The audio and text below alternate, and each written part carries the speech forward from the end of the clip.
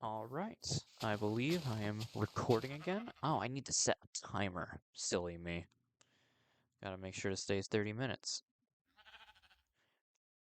Each video is roughly going to be 30 minutes. Maybe I'll do shorter videos or longer videos depending on the topic. Um, Today I kind of want to expand a little bit on last time. Last time was just kind of, I was so exhausted. I don't know if you can notice. I was yawning a few times. So, and plus the pilot is supposed to just give me an idea of what I'm doing. And now that I kind of have an idea, I can multitask a lot better right now. Um, so I'm like playing Vintage Story or something right now. I play a lot of Vintage Story, so I'm like moving around, doing things, and it's a little shocking being able to dig dirt this quick, as you might imagine. But yes, so I guess I want to, and I should have done this as my first video instead, but whoop-de-doo. I'm gonna just talk about my belief system a little bit. So I mentioned in the first video that I am a Christian. Christian is a bit of a loaded term in the sense of how it's used. There are so many different religions that claim status of being Christianity or being Christian. And the problem is, not all of them are true.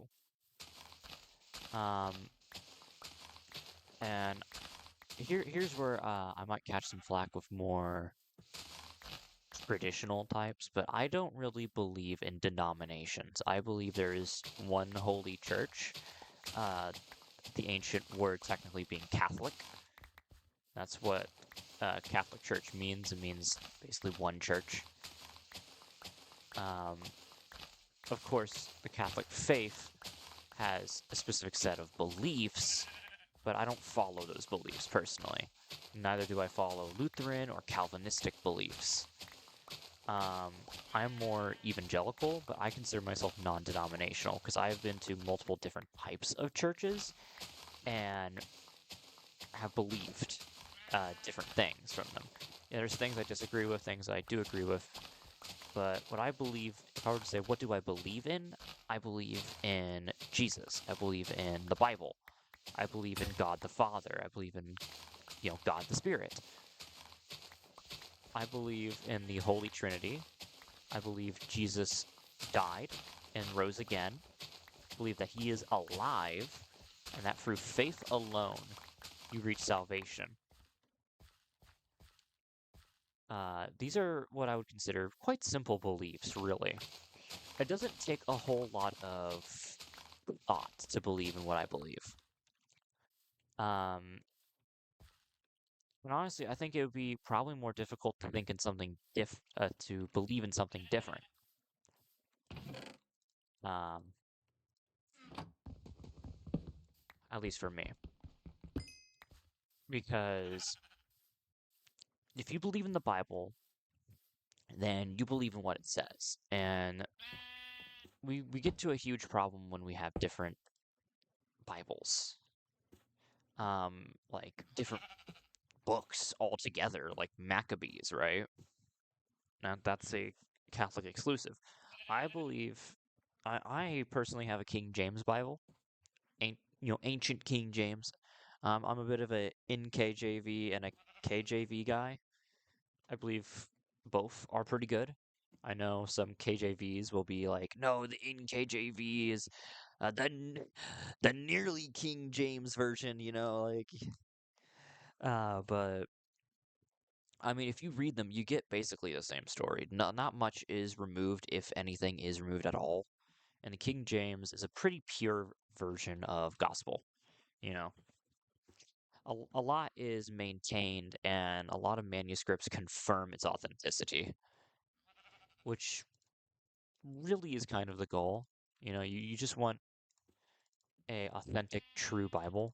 You don't want it getting mixed up and doctrine and argumental theologies. Ooh, this is perfect.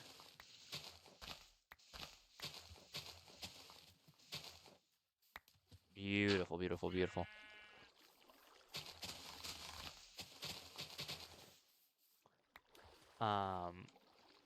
But generally speaking, I believe in what the Bible says, right? Which is why I say these simple things, and I don't really have much, what do you call that, doctrine emphasis in it. Like, when I say I believe in the Bible, I'm not like, but it has to be a King James, or like a, but it has to be the Catholic version, you know, where it has all the extra books.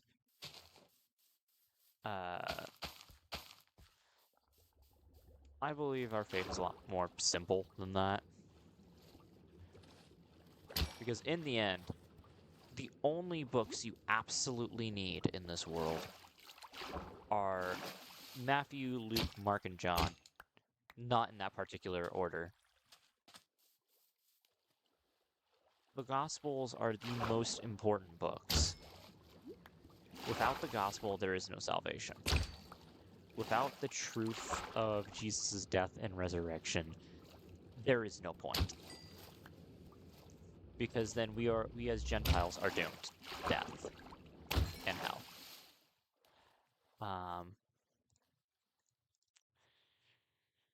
And that's basically just, bottom text,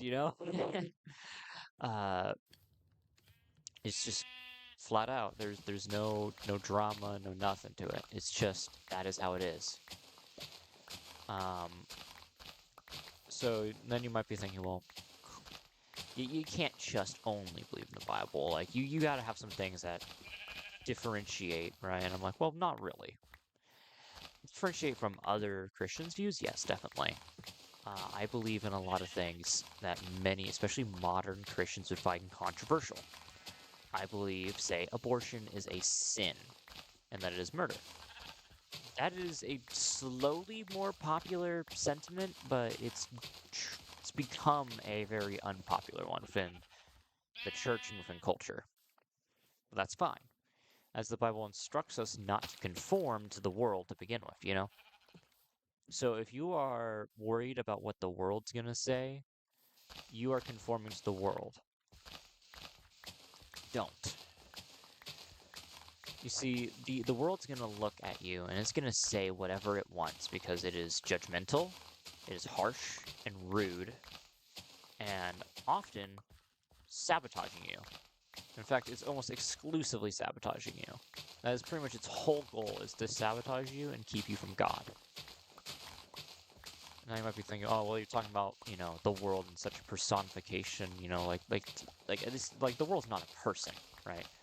But usually what us Christians are talking about when we say the world, it's a bit of a vague idea, I guess, but it's really not that hard to understand at all. The world just means the culture, the sinners of the world, and what they do with their lives. And you cannot expect people within that framework to act in a way that is holy, righteous, pure, and good, because the world is not holy, righteous, pure, and good.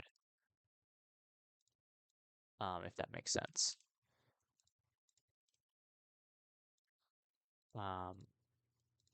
The world is hopelessly wicked.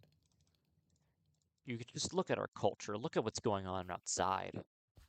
I mean, we have people right now, and this is political. I'm gonna warn you, I'm about to get political. I've already gotten religious, because this is about my beliefs here. This gives you a framework of how I think. But we have people who are going onto the streets to attack federal agents and then claim victim status when they get attacked back. Like, I'm sorry, if I attacked a cop, I would die too. And I'm not anti-law enforcement. And yeah, you already know what I'm talking about. I'm talking about the ICE agents. Whether or not you believe that there should be mass deportations is irrelevant, because illegal aliens are, by their nature, illegal. They have broken a law when coming here. You know what we do with criminals here in the States? We send them to jail. We give them fines. We do all these different things. And if you were to illegally immigrate to any of these nations that these people are coming from, a lot of them would probably just kill you. But most of them, the vast majority of them, are going to deport you or imprison. Usually first imprison. They'll detain, imprison, and then deport. Unless you are a domestic threat. Like, I don't know, if you're on a watch list, right, you know, for them, and they see you as like a threat, they will keep you and probably indict you on something. Now, what they indict you on, but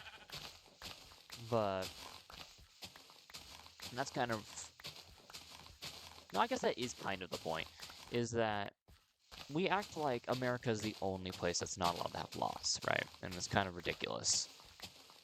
But that's kind of a huge departure from my religious talk, so I guess we can go right back to it. The basics of my belief in God is quite simple. If we take it back to Genesis, I believe the entire book of Genesis. I believe more or less in a literal 7 days. I believe the world was quite literally created in 6 days, and on the 7th one, God rested. Which was a divine example for us to make sure to take time to rest. So that instead of exhausting ourselves constantly, and having a toxic life that doesn't, you know, revere God and doesn't bring glory to Him and doesn't bring glory to yourself.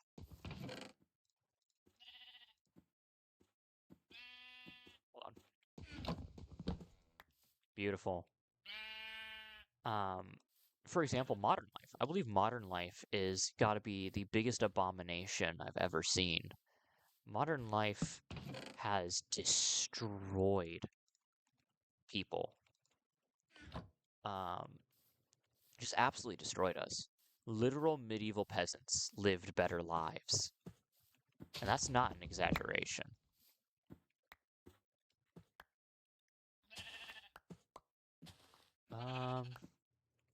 Beautiful. Yeah, sure, they had back-breaking work, but they had the ability to have large families, tons of days off, lots of festivals and stuff. And often what farmers, peasants would do is just do menial chores, and then when they're done, they're done. You know what I mean? And when you have a bunch of kids helping you with farm work all day, that means you just save for yourself one of the jobs, be it a hard one or an easy one, and you work that job, you finish your job, and you go back inside, and bada bing. Congratulations, you just did work as a peasant. And the Catholic Church, had a lot, tons of free days for peasants, you know, like festivals, like I said, and just all these days off, and you literally were not 24/7 working. A lot of people think that peasants were like slaves, basically. They see peasants as slaves, and that's kind of a wrong way to look at things. I've departed again. Sorry. I really love history. You're gonna figure that out as you listen to me more and more. I love history. I believe that history is the most interesting topic. History and religion. I could talk genuinely about history and religion for hours, but we're gonna keep it short, or at least I'm gonna try to. Probably not gonna work because I've already been rambling for 15 minutes, and I haven't even finished my point, my main point. Or yes, I need to explain myself a bit more here. So Of course, I believe, like I said, I believe in Genesis, right? But so I believe in the 7 literal days, and I also believe in the entirety of the Gospels, um, Matthew, Luke, Mark, and John. And through that, I believe that Jesus had a ministry, that he was born of virgin birth, that in his ministry he did many miracles, and he healed people. He raised the dead, not only others, but himself. He raised himself from the dead, which is pretty crazy, but totally true. It is totally true. Our king is still alive. He is. He really is. And that's not just me being a religious nut, right? The king is alive. And it's something that we can take solace in, something that can reassure us is that our God is still alive. He let himself die for a little bit so that we could have eternal life.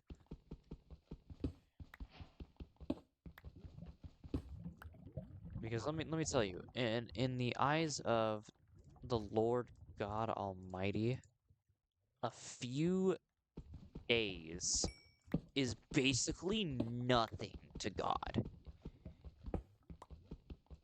Like, it's as nothing as a millisecond is to us. In fact, it's even more nothing than that. God is simply so above. In fact, he's the creator of time. The concept of time without God just does not exist. Because time requires existence.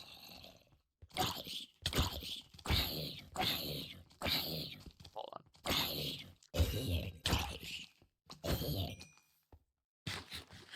So time requires existence. That's a creeper. Hold on. Oh, it has the same damage.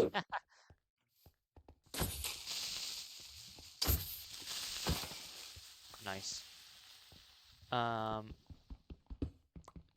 But oh no, I lost my train of thought because I had to kill a creeper. No. Okay, so we've got our basics down, but I think the most important part of my belief system is that I believe that salvation is by faith alone. What do I mean? I mean thief on the cross faith. The thief on the cross didn't go to mass every single Sunday. He didn't go to both services at your Baptist church. And he didn't constantly do liturgical readings at your Lutheran Calvinist churches, right? In fact, those churches didn't even exist yet. He simply put his faith in the one true God. That is enough. That is enough. Truly believing the one true God and his son, specifically his son, believing in his son and his resurrection. And shoot, doesn't even mention his resurrection. The thief on the cross doesn't see Jesus resurrect before he proclaims his faith. He simply says, hold on, let me give you the exact quote. Hold on. It's going to be from the King James Bible. I have to get it on my phone. Hold on.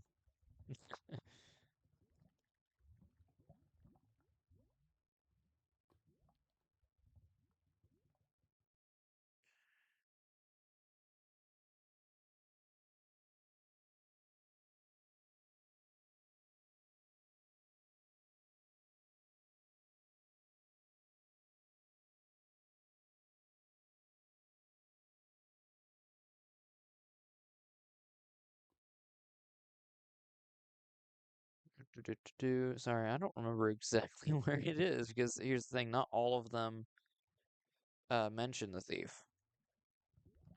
All right, we're in Luke. We're in Luke 39, well 23:39. And one of the malefactors which were hanged railed on him saying, If thou be Christ, save thyself and us. But the other answering rebuked him, saying, Dost not thou fear God, seeing thou art in the same condemnation? And we indeed justly, for we receive the due reward of our deeds, but this man hath done nothing amiss. And he said unto Jesus, Lord, remember me when thou comest into thy kingdom.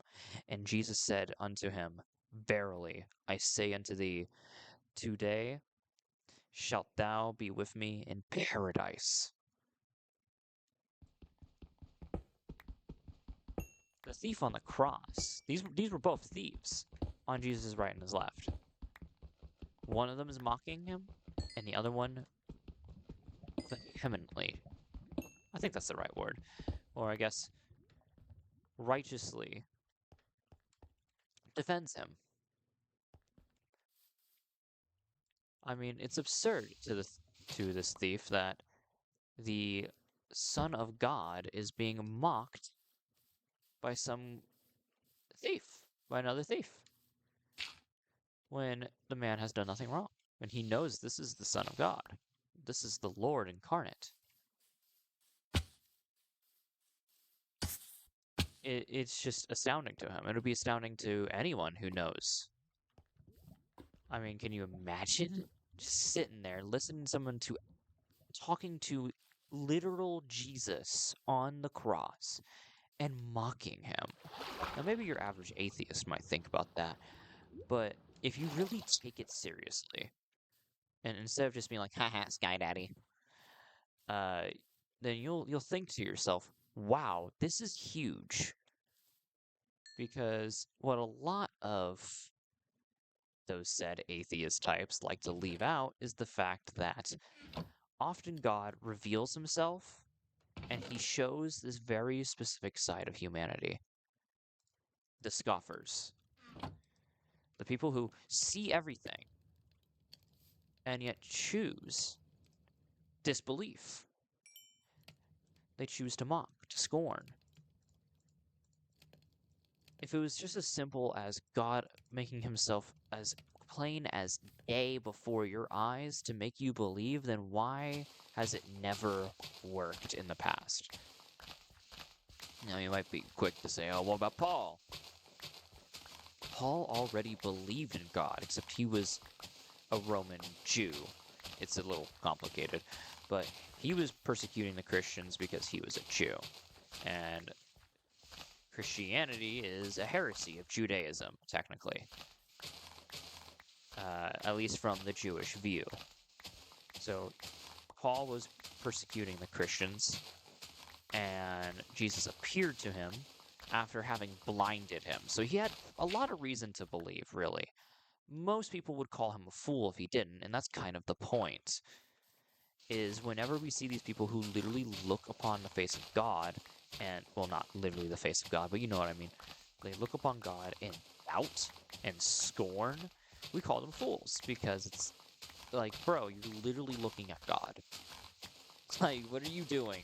You're talking to, you're looking at, you're interacting with, you're being blessed, you're being punished by God, you know, etc., and they refuse to acknowledge it. They act like it's not even happening. And this is why I push back against, like, atheists that I know. A lot of my family members are atheistic. But when they repeat and regurgitate a lot of these nonsensical points, it just doesn't make sense. Like they say, oh, if God's real and he'll show himself right now. I'm like, if he showed himself, you wouldn't believe. I can tell. I know it. I can see it into your heart because you're a fool. And I know that sounds really rude. I'm calling my family members fools. But I'm not wise either. I'm a fool too. I just happen to have access to a very ancient book with, you know, it's a book that they also have access to that holds the truth of life, the truth of everything.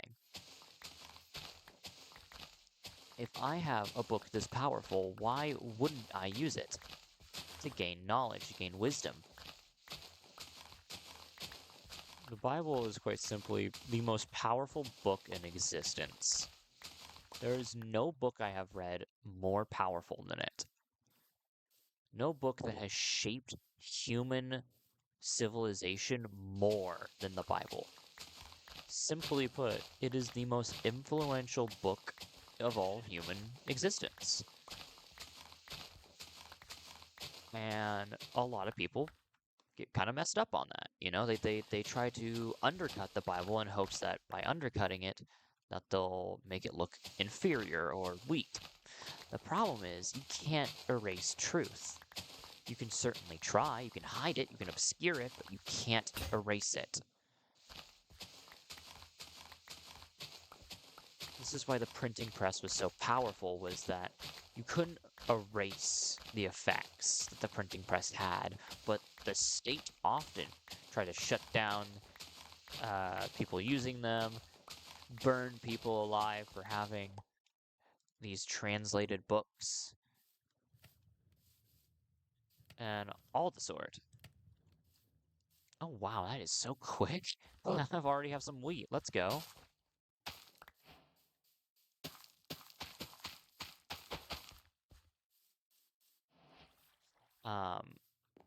But yeah, that's why often you'll see people try to attack the legitimacy of the Bible.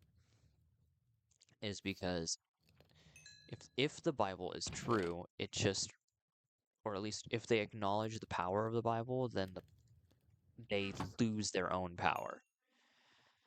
And that's the thing about people, is they don't want to lose power in their lives. I don't either. I'm a Christian.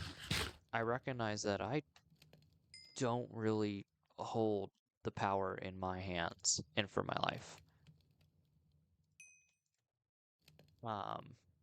In the end, my life has already been decided, in the sense of God already knows exactly what's going to happen to me. He knows the choices I'm going to make. It doesn't mean I wasn't free to make those choices.